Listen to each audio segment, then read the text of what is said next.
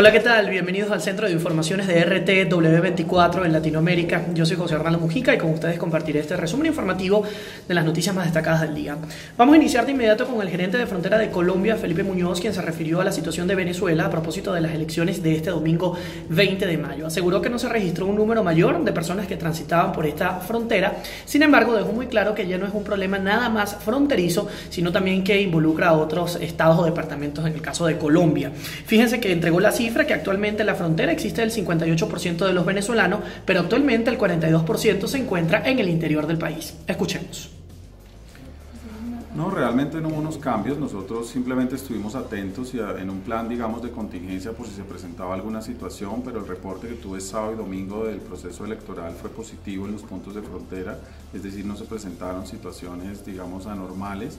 Lo que es cierto es que los días anteriores a las elecciones y en esta semana, donde también estamos cerca de las elecciones en Colombia y que va a haber un cierre de frontera como históricamente lo ha habido, pues obviamente hubo un aumento en el flujo de personas, pero en las entrevistas que hemos hecho esas personas nos manifiestan que es más por aprovisionarse de bienes y servicios que usted sabe consumen en Colombia todos los días ante estos días en que no van a poder hacer el paso. Pero en general el proceso en lo que respecta a frontera pues no presentó ninguna normalidad. Igualmente, el gerente de frontera de Colombia aseguró que existen en la actualidad 450.000 personas totalmente ilegales provenientes de Venezuela a propósito de la situación y la crisis que vive esta nación. Por otro lado, dejó muy claro que el Grupo de Lima ha tratado de enfrentar el panorama venezolano a través de distintas sanciones. Escuchemos. Nosotros tenemos un reto inmenso que ya no es solo en la frontera, sino en todo el país, porque ya la ubicación de la migración venezolana no está solo en frontera, hay un 58% en frontera, pero hay un 42% en todos los otros departamentos y municipios del país. Y sí, es cierto, nuestro mayor reto es el tema de salud. Hemos hecho llamados no solo como Colombia, sino como comunidad internacional, incluso con el Grupo de Lima, en la OEA, con la OPS, de que se, digamos, ponga toda la atención a los riesgos que tenemos de carácter epidemiológico, incluso enfermedades de alto costo, por las circunstancias muy críticas en que lastimosamente están llegando los ciudadanos venezolanos. Yo creo que es súper importante insistir en que pudieran aceptar algún tipo de apoyo o canal humanitario que permita que estas cosas se puedan atender en territorio venezolano. Para finalizar, el gerente de frontera, Felipe Muñoz, dejó muy claro que en los días siguientes continuarán trabajando para darle respuesta a los venezolanos que huyen de su país para dejar atrás la crisis que actualmente enfrenta la nación. Vamos a avanzar con más informaciones a esta hora y por supuesto les comparto un titular de Noticias RCN que de inmediato estará en su pantalla. A esta hora hacen referencia de la situación en cuanto al cierre de la frontera, pero por las elecciones específicamente en Colombia. Elecciones 2018 por situación en Venezuela, cierre de frontera tendrá un horario diferente. Migración Colombia también anunció que oficiales de verificación garantizarán que ningún ciudadano extranjero participe en las elecciones de Colombia de este domingo próximo. Las autoridades informaron además que se encuentra todo listo para efectuar, como ya es costumbre, antes de la realización de una jornada electoral, el cierre de todo paso fronterizo terrestre y fluvial. Autoridades del gobierno nacional se pronunciaron dentro de este tema.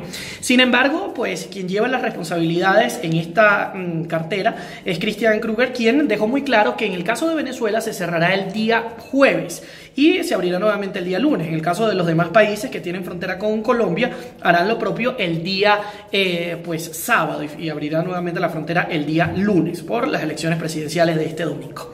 Vamos con otro tema, nuevamente con Venezuela a través del diario El Universal.